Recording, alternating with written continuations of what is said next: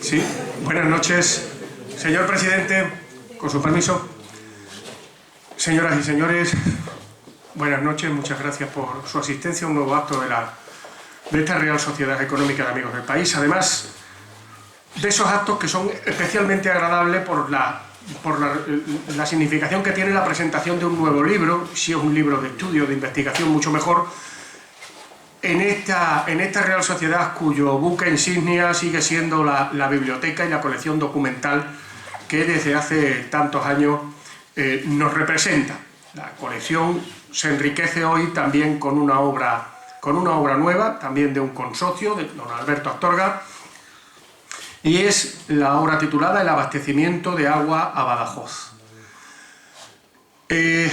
No hay en general, aunque vamos a citar ahora algunas cosas, estudios sobre la primera institución. Lo que configura una ciudad, un asentamiento, es la constitución de ese ayuntamiento, ese órgano rector para organizar la vida en común. Badajoz es una ciudad milenaria, una ciudad que nace a la historia en el siglo IX, en el siglo X, hay asentamientos anteriores, no vamos a entrar en pormenores, pero desde entonces se constituye en ciudad en el momento en que hay un órgano rector, iba a decir representativo, un órgano rector, un órgano organizador de la vida de todos los ciudadanos.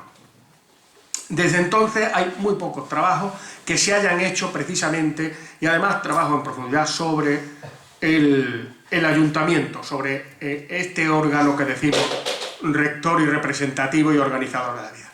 Hay trabajos de la época árabe, pues tenemos de Terrón Albarrán, tenemos de Fernando Valdés.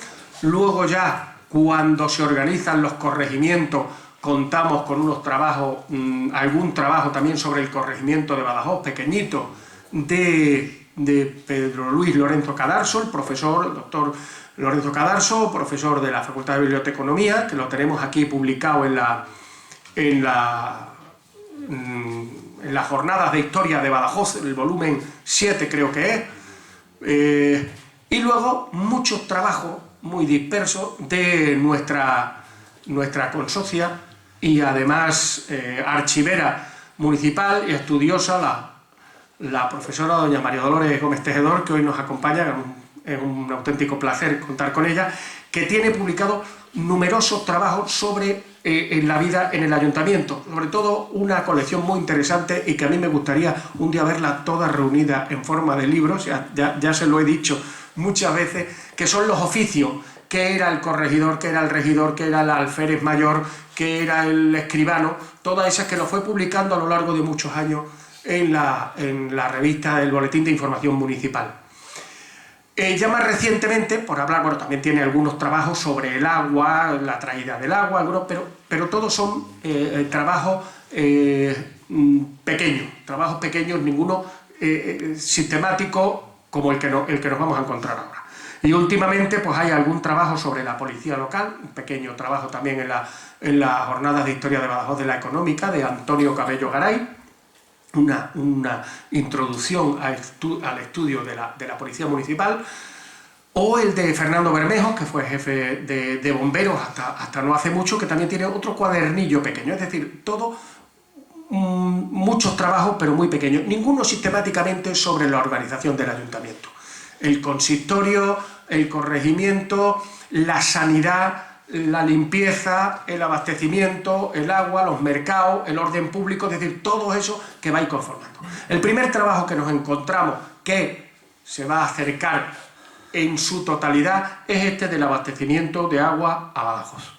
Don Alberto Astorga fue concejal, ahora, como saben ustedes, está en la cuestión de Hacienda, pero tuvo de su responsabilidad la cuestión del agua. Pero aparte de haberse preparado por su trabajo el conocimiento del agua y del abastecimiento, también contamos con él aquí en la Económica y en otros grupos, la gran preocupación que tiene por la historia, es un gran conocedor de la historia de Badajoz, es un gran coleccionista y buscador de fotografías, documentos, planos, bueno, pues todo eso que va conformando a un investigador en ciernes y ese interés de todo lo que es la historia la historia de la ciudad de Badajoz. Lleva muchos años trabajando y duro.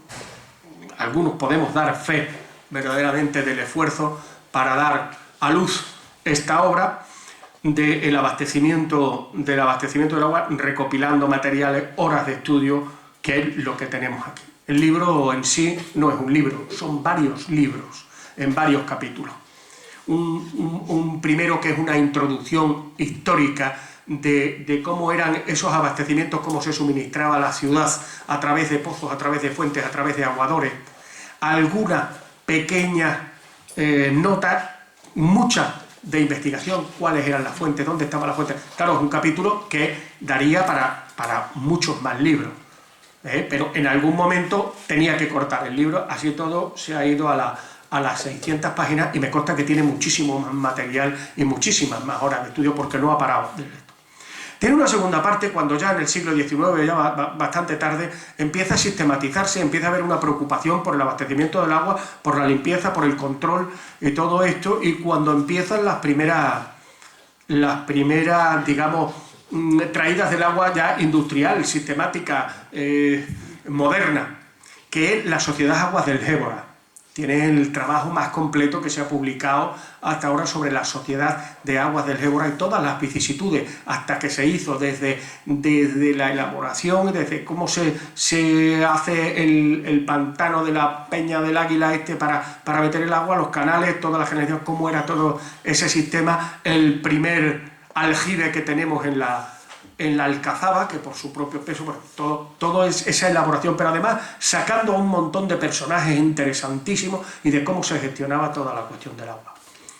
La cuestión de el cuarto libro, el tercer libro, si nos ponemos en la municipalización, me ha salido bien, que de cuando lo asume el ayuntamiento directamente como una de sus áreas, esa municipalización, que ya es en el siglo XX, si no me equivoco, es ya en el siglo XX cuando termina Aguas del Gébora, lo coge el ayuntamiento para gestionarlo, y por último, pues esa privatización de lo que es la gestión, que no la responsabilidad, que es los tiempos que estamos ahora. Vamos a ir viendo todo eso sistemáticamente, conocerlo, pero además tiene unos apéndices muy interesantes. Uno de ellos es un apéndice que a mí particularmente me gusta muchísimo, porque aporta mucho, que es el apéndice biográfico, donde nos va a recordar a un montón de gente, por citar uno de los cientos que tiene aquí, que intervienen ahí, desde industriales, médicos, sanitarios, técnicos del agua, toda la gente que interviene. Yo destacaría a don Isidoro Osorio, que además necesitaría una calle, aunque ese es otro tema, que también me gustaría que el autor, que Alberto, le dedicara un poco de atención a ese personaje extraordinario, que también sé que a él le llama la atención por la labor tan insigne que tuvo en nuestra ciudad. Y termina con un apéndice documental, de manera que tenemos una obra muy completa, nunca se puede decir definitiva, porque evidentemente continuamente pueden seguir apareciendo. Él ya tiene muchas más cosas, sobre todo en la parte histórica y en la parte más antigua, pero es una obra completísima y además un ejemplo que nos gustaría y que le gustaría a cualquiera de los que estudiamos la cuestión de Badajoz, que se tomara como referencia para todos esos puntos que conforman la ciudad y el ayuntamiento de Badajoz. Desde los bomberos, los sistemas antiincendio y todos los problemas que pueda haber en la ciudad, el estudio de la sanidad y la beneficencia, que ha estado tantísimos años en manos de los municipios, los hospitales, la limpieza, la higiene, todas las ramas, que sería muy interesante y conformaría un verdadero retrato. Pero de momento, para empezar, tenemos un excelente trabajo, muy fácil de leer, muy entretenido, porque muchas cosas nos suenan de algo, de muchas historias. El libro viene a romper con muchas leyendas que dicen que no sé qué. Bueno, pues aquí lo tenemos de verdad, de dónde han arrancado todas esas historias. Muy fácil de leer, aunque es grande, no es un libro para leerlo de una sentada, es para consultarlo, para tenerlo, para verlo, para disfrutar, que yo espero, y desde luego para aprender mucho de nuestra ciudad. No quiero entretener más, porque creo que lo importante es que hable hoy nuestro autor, en este caso don Alberto González. Perdón, otra vez lo he dicho a intención. No lo he dicho a intención, don Alberto Astorga. Hay confusión. Buenas tardes a todos. Bueno, estamos prácticamente en familia, nos conocemos todos y hoy vengo a hablar de mi libro. Mi libro, que es para mí pues una osadía presentarles a quienes son de Badajoz, a quien conocen Badajoz bastante más que yo. Yo no soy de Badajoz, llevo aquí de mis 50 años, he pasado 31 en Badajoz, pero me he atrevido a plasmar en un libro pues lo que empezó siendo un blog de notas del Servicio de Aguas, donde yo era concejal, pues de aquellas notas, y yendo un poco más, pues se ha montado este libro. El volumen del libro, el tamaño que tiene, se lo deben ustedes a Álvaro, que no quites eso, metes otro, añade el otro, no lo quites, y ha llegado pues al tamaño que tiene. Un tamaño que impone, pero que recoge un recorrido interesante, por lo menos muy interesante para mí, que ha sido el conocer la ciudad desde el punto de vista del agua. Y de ahí, pues las lecturas de las distintas bibliografías dan un conocimiento muy amplio de lo que es la historia de Badajoz. Yo inicialmente quiero agradecer a las personas que han colaborado al hacer el libro. Es decir, no es un trabajo exclusivamente mío, aunque yo lo he empujado, pero no hubiera sido posible sin las aportaciones de muchos amigos, entre ellas María Dolores Gómez Tejedor, que me abrió la biblioteca, me abrió el archivo histórico de Badajoz, me enseñó dónde estaban los documentos, me enseñó incluso a leer las enrevesadas caligrafías de la época, y también a todo el personal del archivo histórico, a Pilar, a Antonio, a todo el personal, a las bibliotecarias. También al grupo de amigos, que con más osadía todavía que yo, se llama el Comité de Sabios, que desde que empezaron a saber que yo estaba escribiendo esto, pues me han bombardeado con información, con apuntes, con notas, con bibliografía, con fotografías, y a todos ellos, pues muchas gracias. A Julián, que acaba de llegar, que lo he visto, a Álvaro, al propio Álvaro, a Fernando de la Iglesia, a Eugenio García, Vicente García Stop, a Fernando Ortiz, a Manuel Cienfuegos, a Francisco Pilo, que hoy no está aquí, y a Javier Tejero. Y luego también, pues hombre, las consultas que se han hecho en esta casa, en la Real Sociedad Económica de Amigos del País, y sobre todo también a la Diputación, que ha tenido la sensibilidad de publicar un libro que era complicado de publicar por mi situación de concejal. No quería que hubiera sido el Ayuntamiento, tampoco quería que hubiera sido Aqualia, y la Diputación se ha brindado a publicarlo. Mi agradecimiento a su concejal, a su diputado de Cultura, Miguel Ruiz, y a su presidente, Valentín Cortés. Para mí esto, como les digo antes, es un recorrido por la ciudad, un recorrido a base de algo tan sencillo como buscarle el origen del abastecimiento del agua. Es decir, ese gesto que hacemos todos de abrir el grifo tiene detrás mucha historia, tiene detrás mucho esfuerzo, tiene detrás mucha gente. Y esto es el resultado de recabar y de buscar quiénes han hecho ese esfuerzo y quiénes han hecho esos trabajos. Badajoz no ha sido una ciudad romana, y no quiero que se asusten para remontarme a Roma, pero Badajoz no fue un enclave romano, fue un enclave de cortijos, granjas, asentamientos puntuales, todos agrícolas, y buena prueba de ello tenemos en Badajoz algo que es muy desconocido, que son la presa romana de las Tomas. Es desconocida y es una presa más pequeña que Proserpina, pero constructivamente es muy similar. Está en el Alto de San Miguel, en la urbanización de San Miguel, detrás de lo que es la fábrica, el almacén de hierros Díaz de Badajoz. Badajoz, sin embargo, es una ciudad netamente árabe, que es cuando empieza el asentamiento.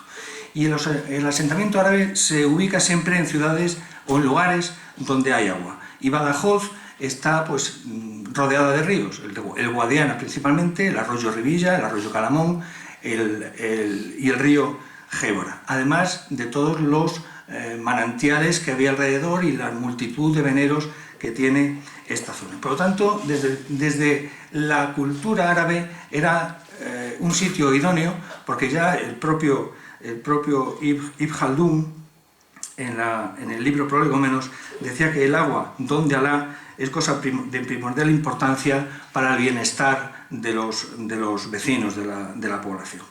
Badajoz, por lo tanto, está en un enclave idóneo para ubicarse como ciudad, y así lo entendieron. Y los árabes fueron los primeros que intentaron traer agua a un cerro donde es pura roca y no había capacidad de abastecimiento a través de pozo. Fueron a través de la coracha árabe, que la cita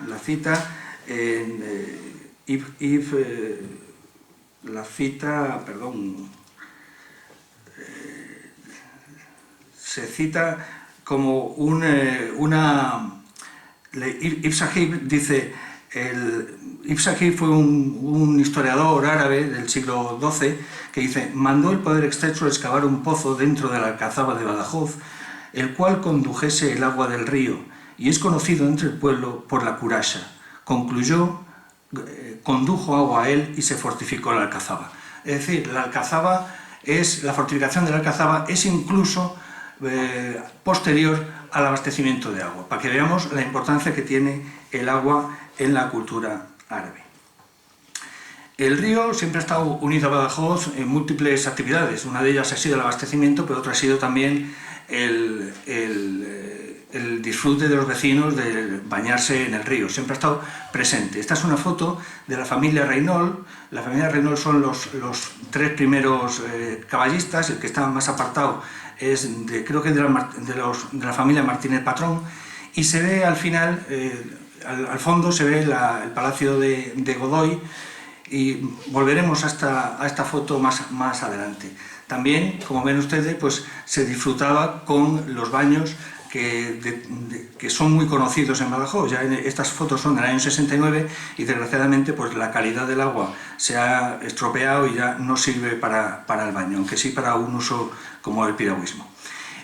Las primeras fuentes que hubo en Badajoz eran todas extramuros, y yo quiero citarles alguna, tampoco quiero aburrirles con muchos detalles, pero una de ellas que me costó trabajo encontrarla, aunque se cita en muchas ocasiones, es la fuente de Mafra. La fuente de Mafra estaba entre el Portillo de Pelambres y el puente de Palmas. No se aprecia muy bien en la pantalla, no tiene láser, ¿no? No tiene, esto no tiene láser. Aquí. La fuente de Mafra está aquí. Este es el Portillo de Pelambres y este serían las puestas de bajada de Puerta Palma. Puestas o rampas que ya han desaparecido, pero está ahí la fuente de Mafra. La fuente de Mafra es obra de un arquitecto, de Gaspar Méndez, en el siglo XVI. No es la única obra que hizo en Badajoz, también hizo la fuente de Rivilla, que veremos posteriormente. Esta fuente es muy similar arquitectónicamente a la que hay en Alburquerque, a la fuente del Caño de Alburquerque. Esa cúpula blanca que tiene, esta es una foto antigua de Alburquerque, pero ya está arreglada y restaurada, es muy similar a la que se ve al fondo, esa. Posiblemente, no con certeza, porque la nitidez de la fotografía es bastante dudosa, pero bien puede entenderse que podría ser esa la fuente de Mafra. Estamos hablando de principios del siglo XX. Hay otras fuentes también, la fuente de Rivillas, que aparece ahí. Esta fuente también obra de Gaspar Méndez, aunque bien pudiera tratarse de una remodelación de una fuente preexistente. Y esta fuente, había varias teorías de que pudiera estar intramuros y dentro de la cerca vieja, que es la que vemos rodeada ahí. Este plano, que es de reciente descubrimiento, es del Museo Militar de Estocolmo, se descubrió hace escasamente 10 años, elimina esa posibilidad. Como ven, prácticamente es imposible que la cerca vieja llegue hasta donde estaba la fuente de Rivillas. La fuente de Rivillas tiene entre sí una dilatada experiencia luctuosa. Es una fuente que llamaba mucho la atención y que hay suicidios prácticamente constantes. En el año 1984 la crónica nos anuncia el suicidio de Antonio Rodríguez. Antes no había iniciales en los periódicos, se decían los nombres con todos los apellidos. En 1886 Benito, un mozo de coche, también se suicida. En 1888 intenta suicidarse una joven por mal de amores, pero es rescatada en el último momento. En 1891 se encuentra el cadáver de un artillero y se establece un procedimiento judicial para averiguar si ha sido un crimen o no.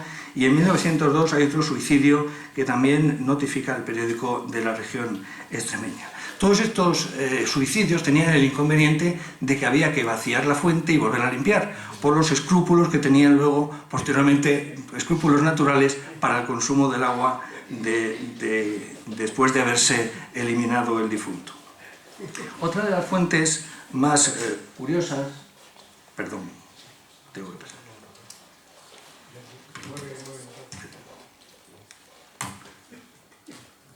Otra de las fuentes, esta es la fuente de Rivillas, la fuente de Rivillas estaba aquí y posiblemente cuando se elevó el canal para canalizar el río, se haya quedado ahí. Yo creo que sería más sencillo echarle tierra encima que no quitarla. Ahí Ramón Salas quizá no pudiera decir si estaba ahí, porque Ramón Salas aparece en todos los fregados del agua de Badajoz. A esta fuente se accedía por lo que conocemos por el Caño de la Loba. El Caño de la Loba es un portillo que hay en el Parque de la Legión, un portillo que está ahora cortado por la construcción de la vía rápida que taponó en ese punto el portillo. Ahora se utiliza como almacén del Servicio de Parques y Jardines. La Fuente de la Rana, que está en el Ornabeque de la cabeza del puente, está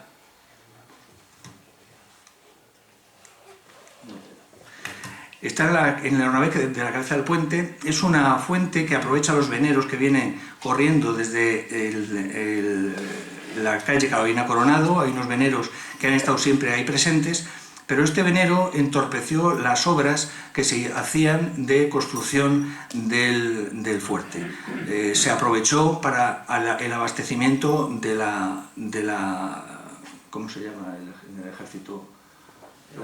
La guarnición que estuviera ahí de guardia. Y también tiene una historia detrás de esta fuente. En 1901 se suicidó, ¿cómo se llamaba el hombre? Se suicidó, es que aparecen los nombres curiosamente, se llamaba Rodilla, creo que era Rodilla, y era Ramón Rodilla, alias El Moro. Se suicidó ahí con 72 años. No se sabe a ciencia cierta si se cayó bebiendo agua o se suicidó, pero El Moro fue el último suicidio que hubo ahí. Eso obligó también a que el ayuntamiento, para evitar que se produjeran otra avalancha de suicidios, pues puso una máquina de fabricación belga que a través de un manubrio entraba un cubo y salía, iba sacando el agua de ahí. Esta fuente se ha restaurado también a petición del ayuntamiento dentro de las obras de reconstrucción y de arreglo de la margen derecha de Guadiana y de las obras de reconstrucción del Ornabeque. La verdad que ha quedado muy bien, y esta visión que teníamos antes de ella pues ha quedado bastante mejorada, porque se ha quitado, se ha reconstruido la cúpula, se han arreglado los desagües que tenía. Personalmente he entrado dentro una vez que se desecó y todavía se ve cómo el agua sale de la roca y sale el agua absolutamente cristalina. Se ha hecho el análisis del agua, no es potable, y habrá que poner un cartelito de que no es potable, pero todavía mana agua de ese manantial, y además con mucha rapidez. Se le ha puesto el nombre de la calle Fuente de la Rana a una calle que hay al lado, que se llamaba Bajada Guadiana, y ahora tiene un nombre que recuerda la fuente que estaba en aquel lugar. Esta es la Fuente de Cuadrejones, que está en la carretera de Sevilla, según bajamos de la calle, desembocando prácticamente donde Mi Bricolaje es digamos, la barriada de Fuente Caballeros, y esta fuente está todavía allí, muy deteriorada. Se ha tapado, se tapó en el año 1975 por los propios vecinos. Era muy apreciada porque era un enclave donde pasaban mucho agricultor a los campos y se paraban a beber ahí. Tiene, como ven ustedes, tiene una especie, debía estar enlucida y tiene como una especie de inscripción en el arco superior. Esta es la Fuente de Cuadrejones, que es muy poco conocida en Badajoz, todavía existe, este es el estado en el que se encuentra, y la reja que ven detrás es de la zona universitaria que hay en la carretera de Cáceres, en el antiguo ITA. todavía se mantiene y se le ha hecho una foto de la bóveda. Es posiblemente construcción también de Gaspar Méndez, aunque no hay datos sobre ello. La fuente de la Tarasca tiene también, estaba muy cerca del molino de la Tarasca y es la fuente de los Alunados, que estaba posiblemente en lo que es el cerro de Reyes, el pico que se hace allí, estaba muy cerca de ese pico. Estas son, digamos, imágenes de la Tarasca. La Tarasca era una especie de monstruo que se sacaba de procesión en las procesiones de Corpus Christi, y era el contraste entre la Tarasca, que era la puta de Babilonia, por decirlo de alguna manera, era todo lo peor frente al Santísimo que venía posteriormente en la procesión. Y la Tarasca, de la Tarasca viene el nombre de dar tarascazos, porque la Tarasca era la que daba con la cola o con la cabeza, quitándole el sombrero a los que no se quitaban el sombrero al paso de la hostia santa. Este es el entorno que tenía la Tarasca en 1932, muy distinto al que conocemos ahora, que ya está mucho más urbanizado. Este es el entorno de Fuente Nueva. Fuente Nueva es otra fuente que desapareció a principios del siglo XX.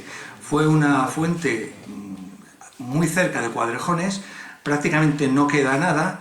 Después de mucho darle vueltas a dónde estaba ubicada, hemos llegado a la conclusión que estaba dentro del recinto de lo que es San Blas, los almacenes San Blas. Esta fuente empezó su declive con las obras del molino de los Ayala. Cuando los Ayala pidieron permiso de obras al ayuntamiento, hicieron la propuesta de quitar la fuente porque les estorbaba en su canalización. El ayuntamiento, preservando el derecho de los vecinos a abastecerse de esa agua, denegó esa licencia, y entonces los hermanos Ayala, pidieron al ministerio que le vendiera los terrenos, al Ministerio de Hacienda.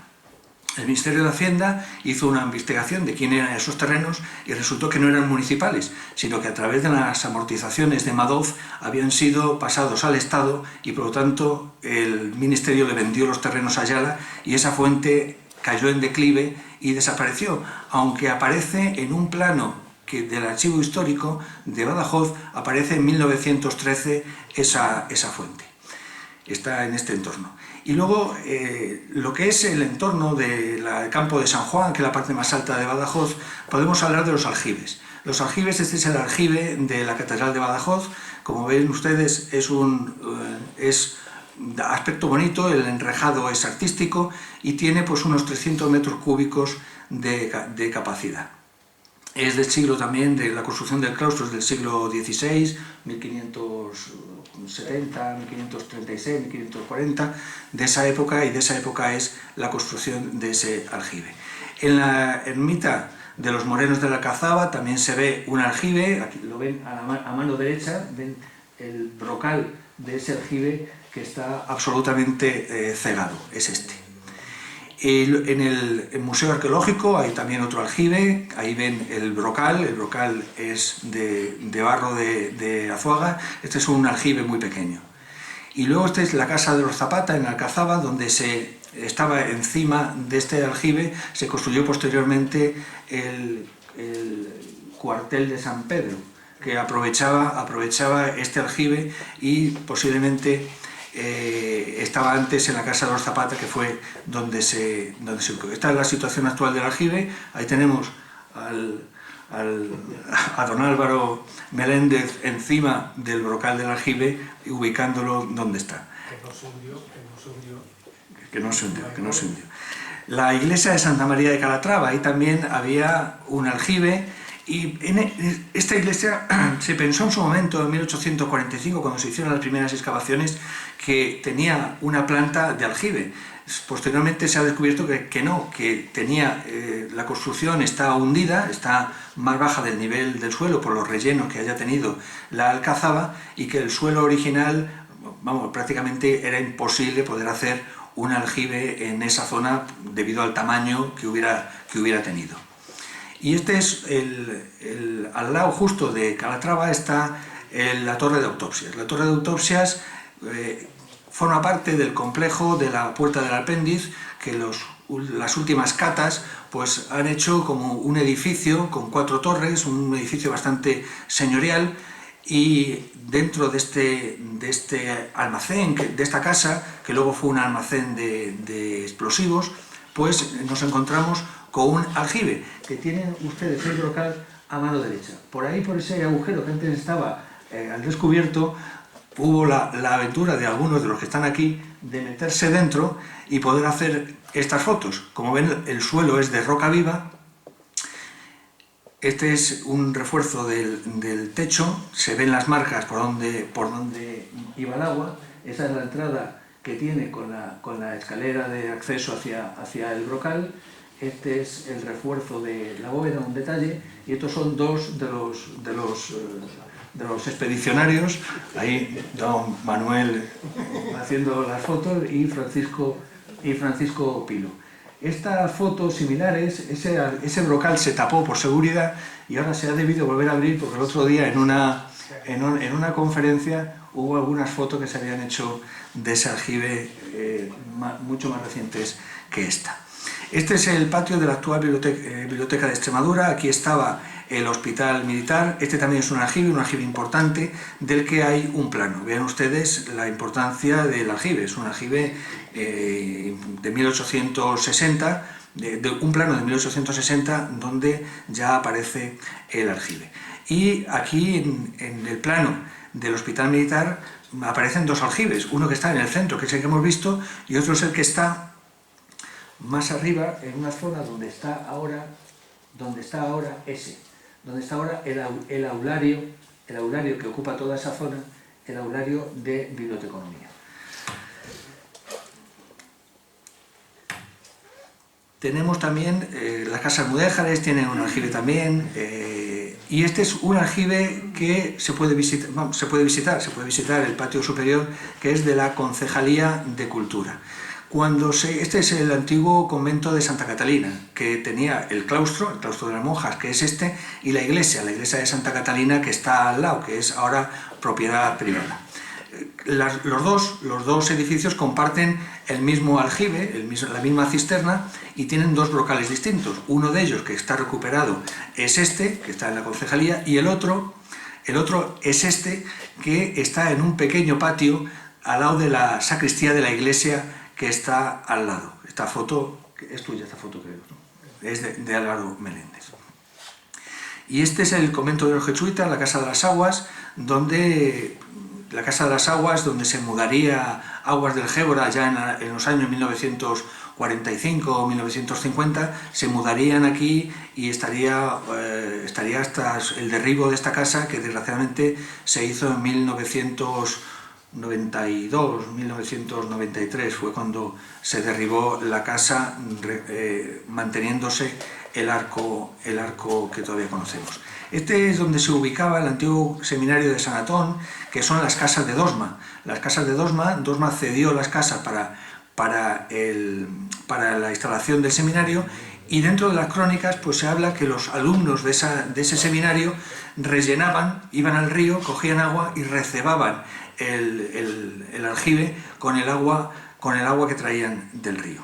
Este es el convento de Santa Ana, que también tiene un aljibe muy bonito, tiene el aljibe principal y luego tiene dos pozos más.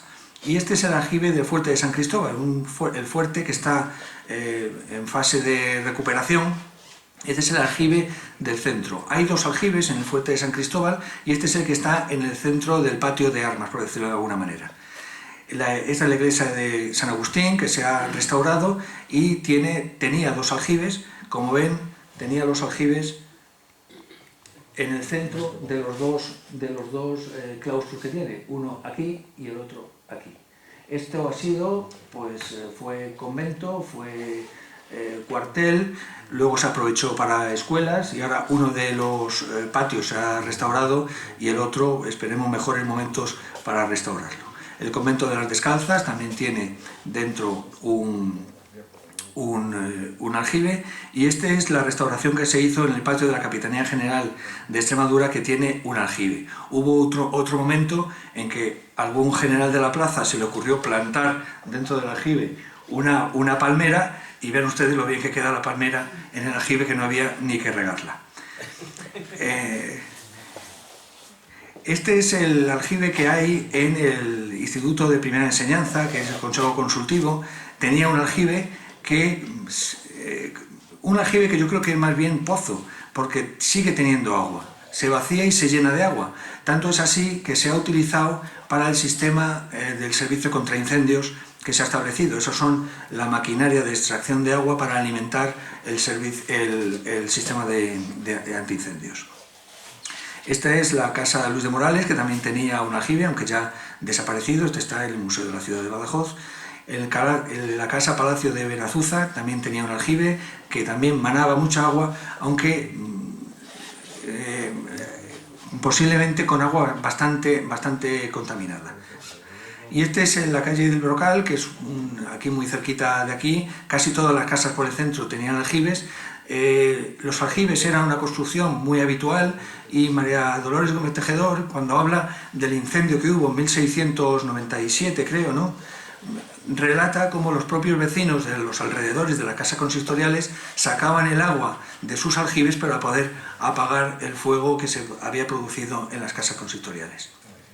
Esta es la casa. Este es el antiguo seminario de San Antón, donde hoy se ubica el aparcamiento de San Antón. También tenía un pozo, en este caso pozo, al ser el campo de San Francisco. Y este es el seminario de San Antón, que ven perfectamente con el pozo que se encuentra ahí. Este es donde estaba. Y este es el convento de San Francisco. El convento de San Francisco tenía, como ven ustedes, aquí tenía dos aljibes, dos pozos, en este caso dos pozos. Y posteriormente se abrió otro pozo aquí, que este pozo cogió fama de ser milagroso. Sus aguas eran milagrosas. Ahora se ubica ahí el edificio del Santander.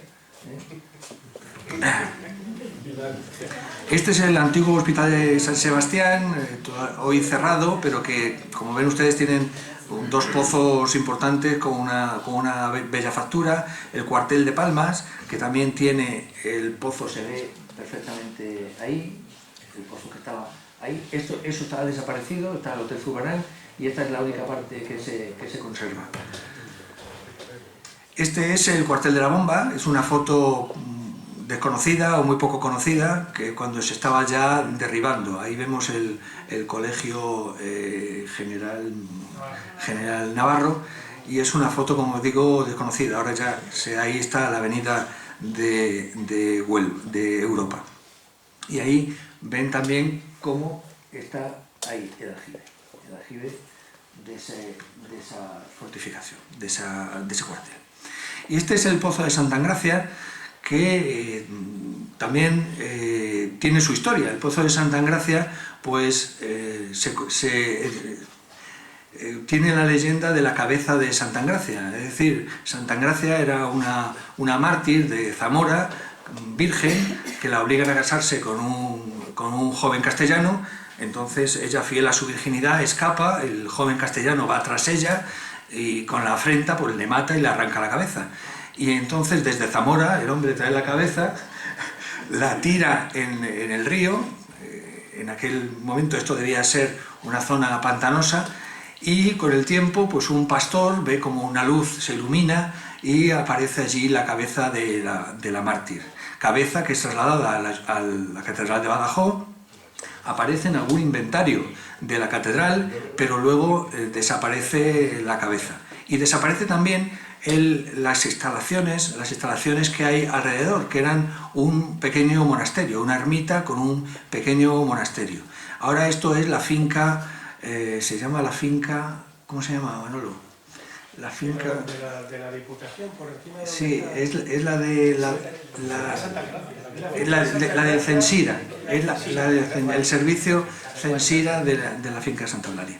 Y las fuentes, los aljibes y el río pues daba lugar a un empleo muy habitual y que se ha visto en Badajoz pues hasta los años prácticamente 1960-1965, que es el aguador. Esto es una imagen muy idílica, muy romántica, porque realmente la imagen del aguador pues era bastante más triste. Aquí ven los aguadores que podía tener Badajoz pues, en los años 1940.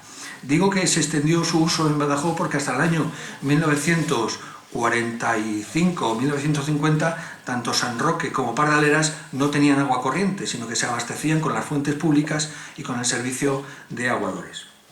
Esta es una nota que encontré en el archivo histórico, una nota en la que se relata, en 1869, que había puestos fijos de agua.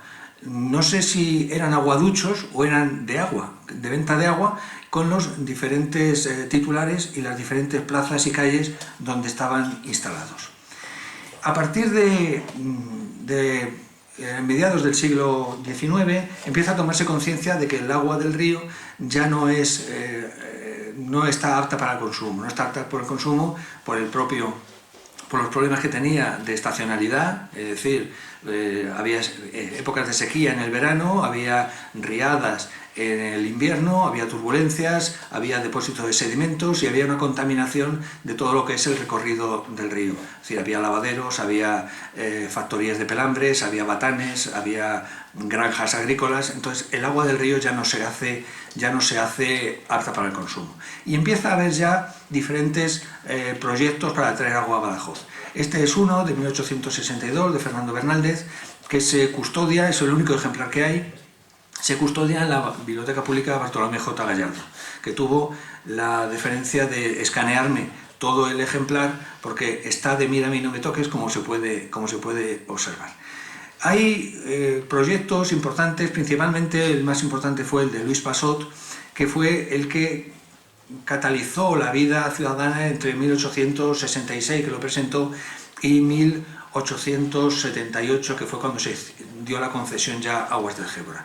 Luis Passot era un ingeniero, entre comillas, lo de ingeniero, porque Fernando Herrera lo llamaba el fogonero, porque no le reconocía ningún título, pero que hizo un proyecto de abastecimiento de agua que tuvo la aquiescencia del ayuntamiento, lo puso en marcha, pero por una cuestión administrativa perdió la licencia de explotar el agua y la ganó Fernando Montero de Espinosa. Fernando Montero de Espinosa y Herrera era un vecino de Badajoz, de la nobleza de Badajoz, fue diputado en las Cortes, diputado o senador, no lo recuerdo muy bien, que fue el que se llevó la concesión del agua en disputa con Passot.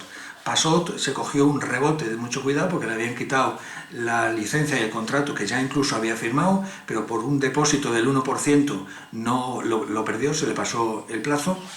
Y Fernando Montero de Espinosa se hizo con la concesión de explotación de aguas del Gébora a la ciudad de Badajoz como agua de riego.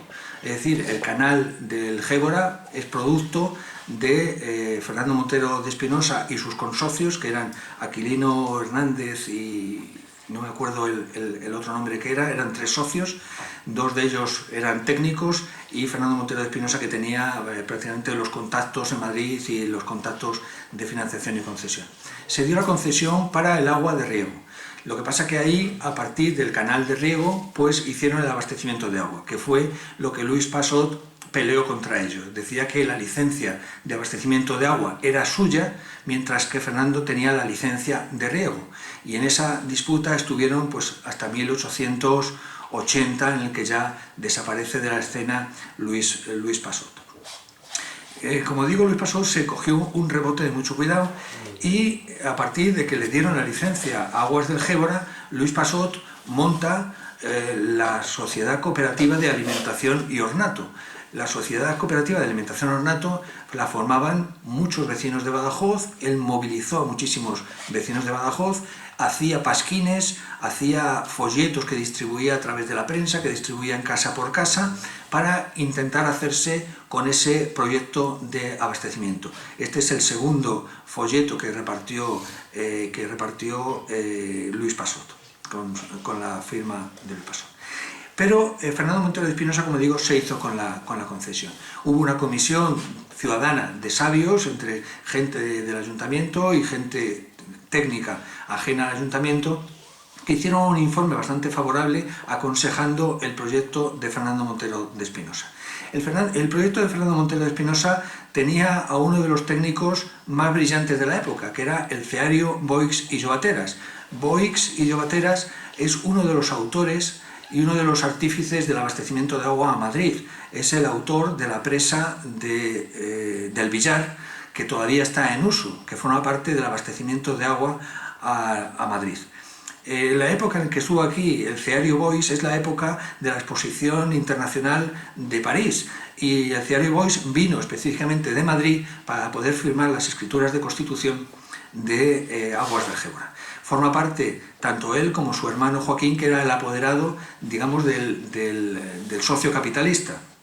Socio capitalista que estuvo pues muy pocos años, porque Aguas del Gébora tenía una participación accionarial muy importante, este socio capitalista, y muy pequeña de los vecinos de Badajoz. Prácticamente 150 vecinos de Badajoz formaron parte del accionariado de Aguas del Gébora, entre ellos lo más granado de la ciudad en aquel momento. Había banqueros, había comerciantes, había incluso la iglesia era socia de la sociedad Aguas del Gébora. También los directores de los dos periódicos más importantes en aquella época. El abastecimiento de agua empieza con el canal del Gébora. Se empieza a construir el canal del Gébora a partir de la presa que se conoce como el Charco del Tucadero, que ha sido restaurada muy recientemente por la Confederación Hidrográfica del Guadiana y ha quedado un enclave espectacular. Ha quedado un enclave muy bonito, es donde desemboca el río Zapatón y el Gébora, donde se encuentran, y hay un remanso muy propicio para la pesca, y de ahí es donde nace el canal del Gébora. El canal del Gébora, esta es, digamos, la Casa de la Compuerta, que es el inicio del canal del Gébora. Está en total abandono, pero como ven, han perdido hasta incluso la techumbre, y había hasta una jineta muerta por allí. Este es el canal del Gébora, a su entrada ya en Badajoz, donde se hicieron la Casa de las Lavanderas, que ven allí al fondo. También atravesaba, después de entrar en la Casa de las Aguas, ya se dedicaba exclusivamente al riego, y este es los Jardines del Vivero, donde había otra fuente, y que el canal del Gébora pues daba riego a esa zona, y este era el Parque del Vivero, donde se criaban las plantas que la demarcación de carreteras plantaba por toda la provincia. Esta es la desembocadura de Aguas del Gébora. Esto es de un folleto, estas fotos son de un folleto de Aguas del Gébora, en el que hay un reportaje fotográfico de todas sus instalaciones y del canal. Una vez que se hizo el canal, el abastecimiento de agua, digamos, el primer hito importante fue la fuente de la Plaza de la Cruz. Esta es una foto de 1880, donde ven la fuente.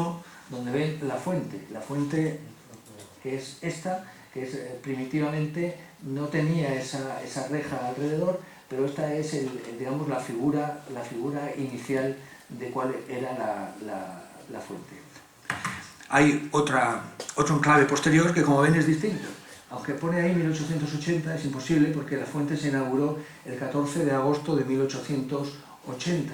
Y como ven, el báculo es completamente distinto. Este es un báculo ya que incluye una parte de iluminación que el otro no tenía, y es más alto. Esta fecha quizás sea de 1910. Esta es otra foto también de la zona, cómo se va urbanizando el entorno de la fuente.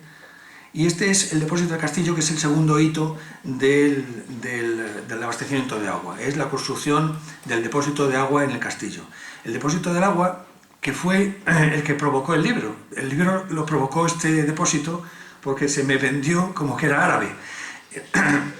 Entonces, al no creérmelo, pues empecé a investigar hasta que data de 1881, que es cuando se termina la construcción de este aljibe.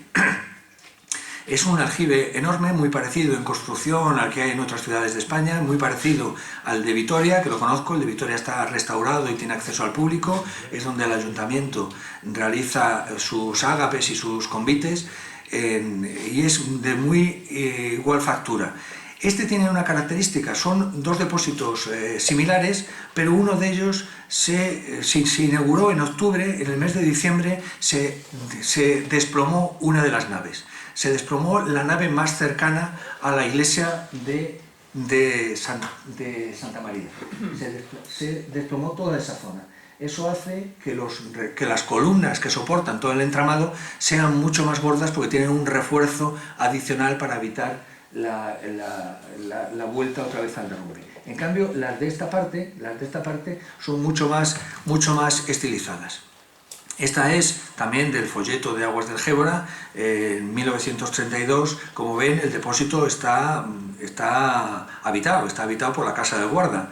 Eso blanco que ven ahí es una sábana colgada, los habitamentos para lavar la ropa, la señora con el niño, la abuela con el nieto. Ahí es donde vivía el guardés del depósito. Y este es el depósito por dentro, que lo hemos abierto alguna vez para que se vea, porque es digno de ver y de arreglar. Y esta es la parte, digamos, más fina, más estilizada, que las columnas son de piedra de granito. Es otra fotografía.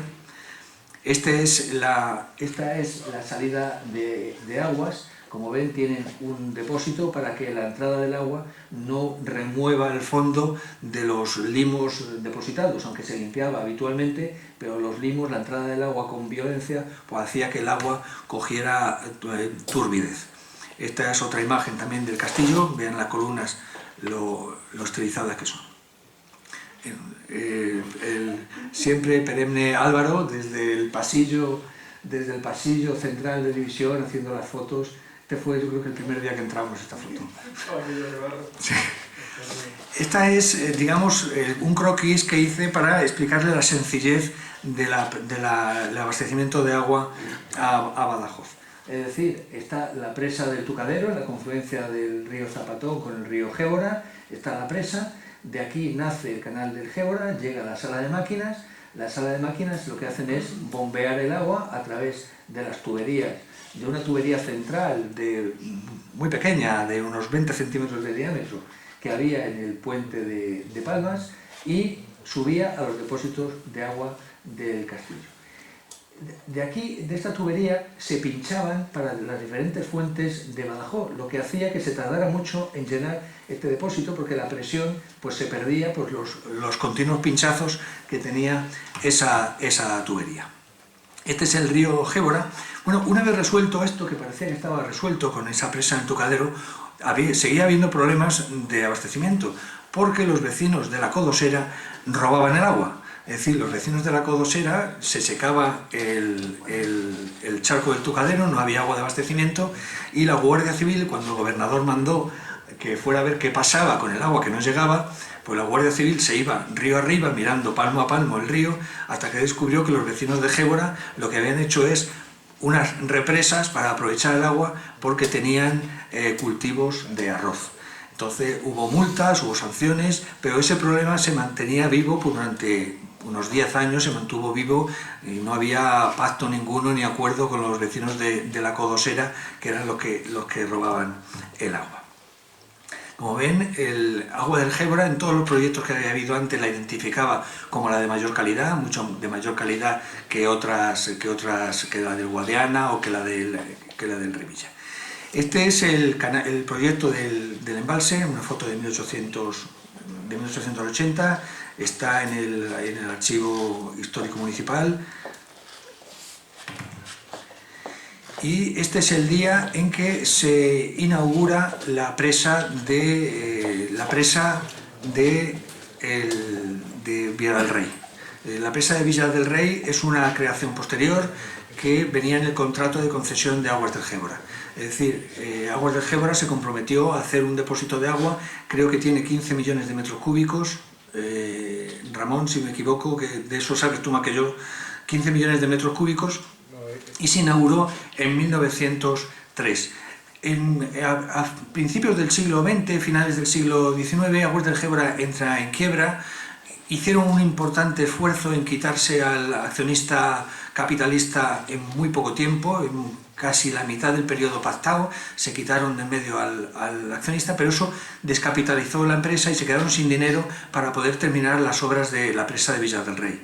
Hubo que hacer un sindicato entre los prohombres de Badajoz, hicieron un sindicato de accionistas y pudieron sacar la obra adelante, obra que se inauguró en 1903, y además con todo lujo de detalles. El Nuevo Diario de Badajoz, a primera plana, pues cuenta pormenorizadamente cuál ha sido la historia que ha llevado al término de la presa de Villar del Rey. Presa de Villar del Rey, esto también es del folleto de Aguas del Gébora, esta es de 1932 también. O sea que la segunda fase, digamos que es lo mismo que teníamos antes, pero añadiéndole la presa de Villar del Rey. ¿Cuál era la comunicación entre la presa y la entrada al canal de Gébora? Pues el propio río.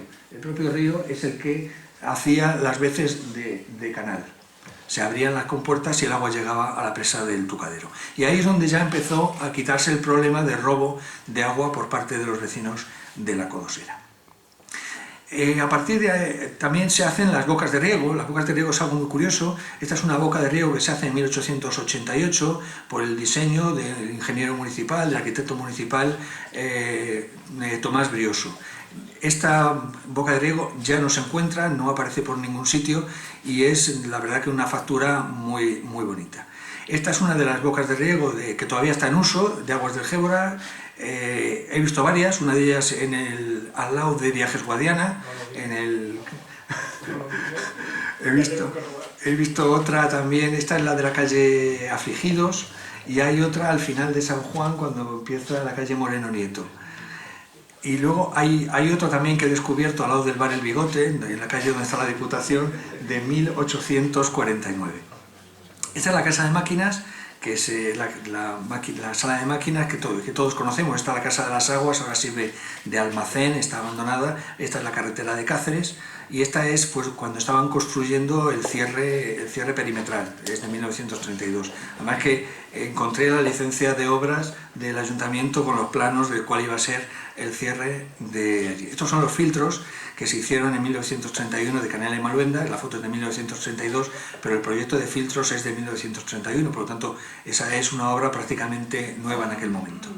Estos son los planos de Canela y Maluenda, de esa obra de los filtros.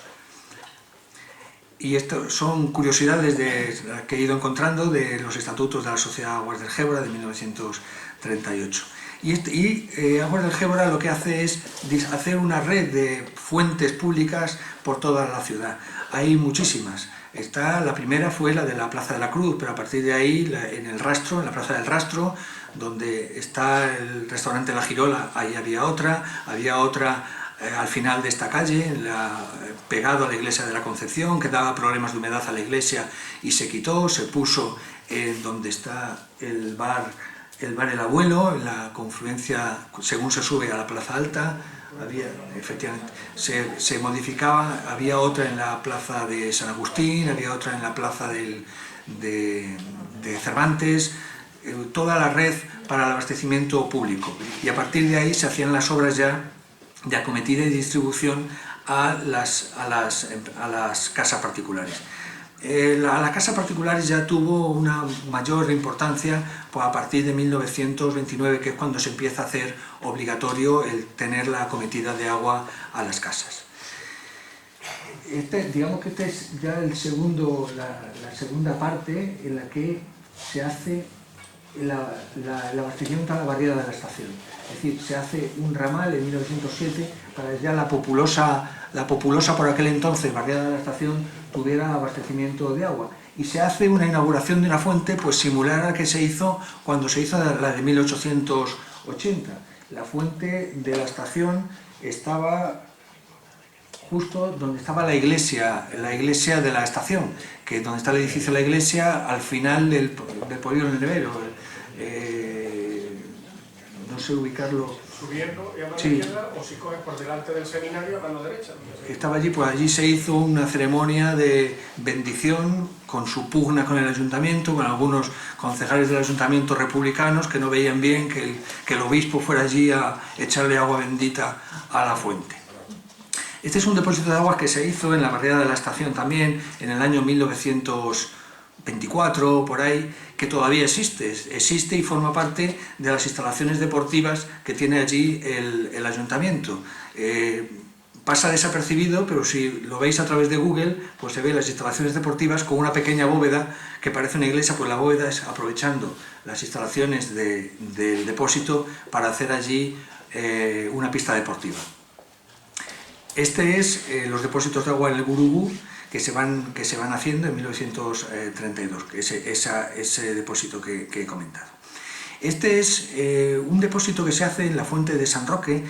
El abastecimiento de agua a San Roque se hace en 1937, en plena guerra civil. Ya estaban aprobados los proyectos por parte del Ayuntamiento republicano, pero es, digamos, el ayuntamiento militar, por decirlo de alguna manera, quien pone en marcha el abastecimiento de agua a San Roque, quien logra pasar el agua por el puente de San Roque para llevarlo donde está la iglesia de San Roque. Y las pérdidas del agua de San Roque, pues Rodolfo Martínez hizo este proyecto para aprovechar un recipiente de agua sobrante de la fuente que se iba a hacer al lado. Este es una foto curiosa, es del abrevadero que había en la Puerta del Pilar. Como ven, esta es la avenida Ronda del Pilar, y esta es un albercón que posteriormente se trasladaría de sitio y se llevaría prácticamente donde estaba el antiguo asilo, luego talleres de autobuses, me parece que era allí, de la Estellesa, Leda, por allí estaba. Aquí es donde digo que había otra fuente, justo donde estaba la farola había la fuente que se trasladó, que estaba pegada a la iglesia de la Concepción. Esta es una fuente que había en la plaza de San José, que justo donde está enfrente de la taberna de San José. En la plaza de Cervantes también había otra fuente. Esta es la calle del Cebadero. En los pisos del Cebadero se proyectó hacer una fuente justo enfrente del Cebadero, porque los vecinos no pagaban el agua. Entonces, como los vecinos no pagaban el agua, el ayuntamiento propuso cortarles el grifo y que se fueran a una fuente pública, y entonces ese proyecto al final no se llevó a cabo porque los vecinos aceptaron pagar religiosamente el agua. Estas son unas fotos del interior de la casa del Cebadero, que ya desaparecidas, pero de las que se mantienen las placas que había allí. Esta es una foto muy poco conocida, que es la fuente pública que había en la barriada de Pardaleras. Como ven, es una fuente absolutamente primitiva. Esto está, como ven, estas casas que hay aquí al fondo son de la avenida de Pardaleras, y aquí se construiría posteriormente la iglesia de la Compañía de María. Esta fuente está justo donde está el centro comercial La Plaza, donde estaba antiguamente la OMIC. En esa placita se encontraba esta fuente. La foto es de 1965, más que nada sacada de la construcción de los alrededores del vehículo que se ve allí, que parece un 1500, y el cubo de plástico. Esta es la fuente de la Santísima Trinidad, que también se ubicó en la barriada de la Santísima Trinidad, en Pardaleras. Esta es una foto de 1995, ahora está en este estado, está bastante mejor, pero se va a proceder a su reparación por parte del ayuntamiento dentro de muy poco. Estos son ya documentos también, como digo, de Aguas del Gébora. Y Aguas del Gébora, su relación con el ayuntamiento era muy conflictiva, porque el ayuntamiento consumía bastante más agua de la que tenía contratada y no la pagaba. Entonces eso también colaboró, muy propio del ayuntamiento, colaboró a descapitalizar la sociedad. Tanto es así que se le exigía una calidad de agua que no podía dar, y que en los años 1943-44, que también hubo sequía, pues además se les estropeó la máquina de bombeo, no podían bombear, y el ayuntamiento les exigió unas inversiones que no podían pagar. Tanto es así que el alcalde Antonio Massa, que entró en febrero del año 1944, tomó la decisión ese mismo verano de municipalizar la sociedad. La compró todas las instalaciones de Aguas del Gébora. Dentro de las instalaciones, obviamente, está todo lo que estaba escriturado a nombre de Aguas del Gébora. Tanto el pantano como Villas del Rey, que fue municipal hasta que desapareció por la construcción de la presa en los años 1980, el canal del Gébora, el depósito del agua, todo pasó a nombre del ayuntamiento. Este es Eugenio Cortés. Eugenio Cortés fue el primer concejal de agua que hubo, fue primer teniente de alcalde del Ayuntamiento de Badajoz, fue el que llevó la negociación de la compra de la Sociedad de Aguas del Gébora y fue, ya digo, el primer concejal. Curiosamente, el primer jefe del servicio que tuvo el Servicio Municipalizado de Agua fue el antiguo gerente de Aguas del Gébora, que estuvo dentro de la sociedad pues la friolera de 40 años como jefe de servicio, que era Juan Membrillera Beltrán. Hicieron muy buena pareja y entre los dos fueron los que hicieron pues, los primeros reglamentos, las primeras tarifas, la primera estructura ya funcionarial, revisaron los salarios de los trabajadores para adecuarlos al salario que tenían todos los trabajadores municipales. Y estos fueron inversiones posteriores que se hicieron para garantizar el abastecimiento del agua. El único puente que había en aquella época era el puente de Palmas, y el puente de Palmas, pues además el tubo pequeñito tenía muchos depósitos de agua, estaba ya muy obturado, y se hizo la canalización exterior del puente de Palmas. Aguas arriba, aguas arriba del río, es decir, en la parte hacia el puente de la Autonomía. Esta es la canalización que hubo hasta hace bien poco, que se restauró el puente y además de quitar los aleros, los paseos añadidos, se quitó también las tuberías. Y digamos que es el segundo croquis, donde ya hay una estación clarificadora y las tuberías colgadas, duplicando la llegada de agua a los depósitos de agua de Badajoz. Ricardo Carapeto fue un alcalde que dio mucho impulso a lo que es el abastecimiento de agua a Badajoz, pero sería Emilio García Martín el que le pegó un mayor impulso con la construcción la modernización de todas las instalaciones de la conducción a Villa del Rey. En Villa del Rey hay una estación depuradora, curiosamente nunca lo he entendido, quizás Ramón lo pueda explicar, nunca he entendido que haya una estación depuradora en Villa del Rey, que se clore allí el agua y que se mande a los depósitos que había en Badajoz después de casi 30 kilómetros de recorrido y que se vuelva a clorar otra vez, cuando hubiera sido más sencillo por lo que hay ahora desde Santa Engracia, la estación depuradora de Santa Engracia y la conexión con los depósitos de agua. Antonio Cuella Casalduero fue también otro alcalde de Badajoz que tuvo la suerte también de recibir unas inversiones importantes por parte de Emilio Martín. Emilio Martín las vio empezar pero no las vio terminar y fue Antonio Cuellar quien las vio terminadas. Estos dos son concejales, es Juan Manuel Trenado y Cecilio Vargas, que fueron también concejales de agua en diferentes momentos del Ayuntamiento de Badajoz. Jaime Montero de Espinosa, que fue el alcalde, digamos, de la transición, fue el último alcalde del franquismo, fue el que tuvo la idea de que Badajoz necesitaba un depósito, una presa mucho más grande que la que tenía en ese momento Villa del Rey, para garantizar el abastecimiento de agua a una población que se iba a estimar, en los años que estamos, se iba a estimar en unos 200.000 habitantes.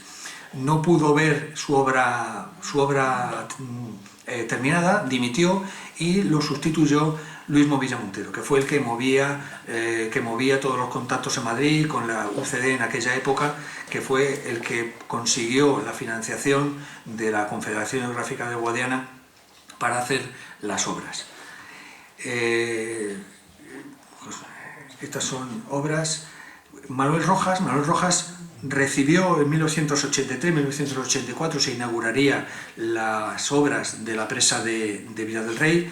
En la época de Manuel Rojas fue una época en que se hizo muy poca inversión en el servicio de abastecimiento de agua. Se tenía la presa como estrella, pero se avanzó muy poquito en la infraestructura de Badajoz. José Alberto Hidalgo, que fue concejal de agua muchos años, hubo muchos concejales de agua en la época de Manuel Rojas y de Gabriel Montesinos. Gabriel Montesino, que estuvo de alcalde, como saben ustedes, 3 años, Miguel Ángel Guerra, que fue también concejal delegado de Hacienda y del Servicio Integral de Aguas en la última fase, y luego se produce ya la privatización de la gestión municipal del agua, que se le concede a Seragua en el año 1994. Es a partir de ahí cuando ya se hacen las grandes inversiones, se hace el plan director de infraestructuras, y el plan inversor de infraestructuras pues mejora muchísimo la estación depuradora de agua, mejora la traída de agua desde la presa de Villar del Rey a Badajoz, mejora también la red de distribución de la ciudad. El alcalde Miguel Cerdán, este es el plano de la estación depuradora de Santa Engracia, que ahora se va a ampliar y se va a mejorar también introduciendo la ozonización.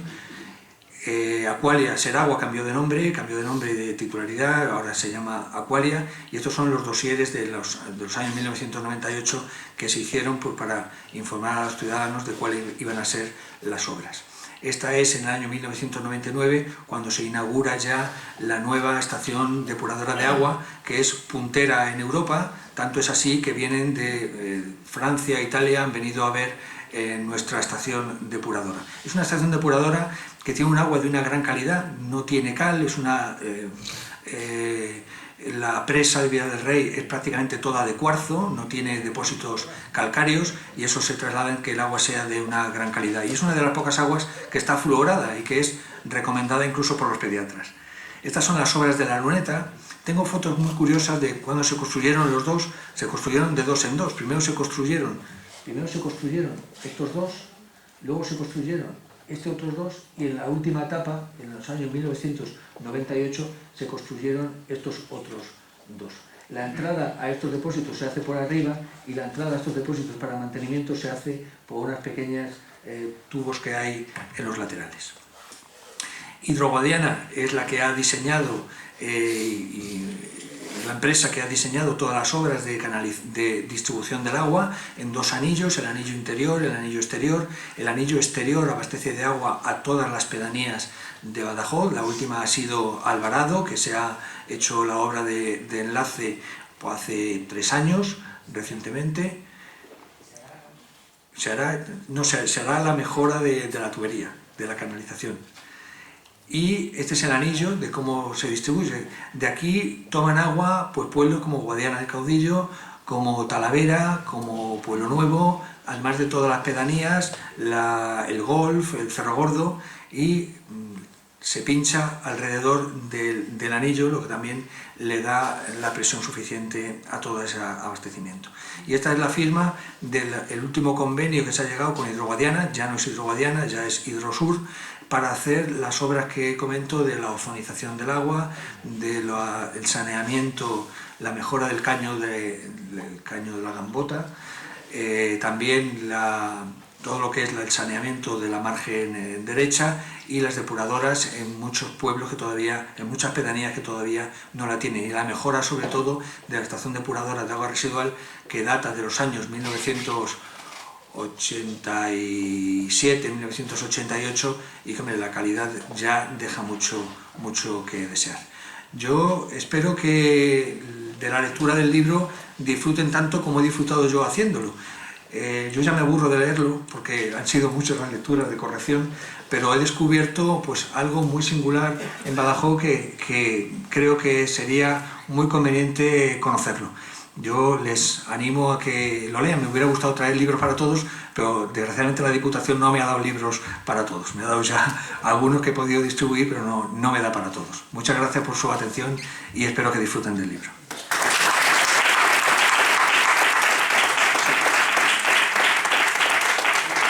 Señor presidente, con su permiso, sí, agradecerles nuevamente en nombre de la Real Sociedad Económica de Amigos del País su asistencia, y que sepan que aquí tienen su casa para cualquier otra cuestión o para cualquier acto de lo que organizamos continuamente. Y muchas gracias, desde luego, don Alberto Astorga, muchas gracias a ti. La amabilidad al presentarlo. Gracias, buenas noches.